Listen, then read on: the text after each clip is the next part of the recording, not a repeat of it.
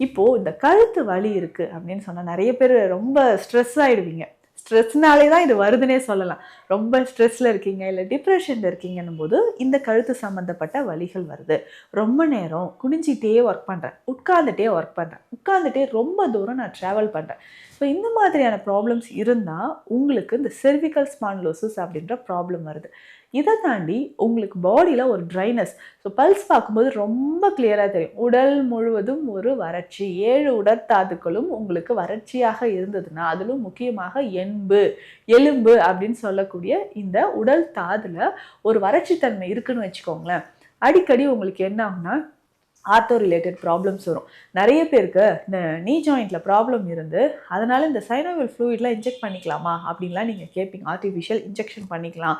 இல்ல உங்களுக்கு செர்விக்கல்லயோ, இல்ல லம்பார்லயோ டிஸ்க் பல்ஜ் இருந்தா, அத சரி செய்றதுக்கும் நம்ம இன்ஜெக்ஷன் பண்ணிக்கலாம் அப்படின்லாம் நீங்க நெறைய டவுட்ஸ் கேட்குறீங்க. பேசிக்கா இந்த மாதிரி உடல்ல கால்சியம் லெவல் குறைபாடு இருந்தாலோ, ரொம்ப உங்களுக்கு உடல் வலியோட சேர்ந்து எலும்புகள் தேய்மானம் இருந்தாலோ இந்த பிரச்சனை உங்களுக்கு வருதுங்க. அப்போ ரெகுலரா நம்ம என்ன பண்ணணும்னா, கால்சியம் நிறைந்த உணவுகளோடு உங்களுக்கு அதிகமான அந்த வலி இருக்கு பார்த்தீங்களா? அந்த வலியை குறைப்பதற்கான முறைகளும் நம்ம ஃபாலோ பண்ணிட்டே வரணும்.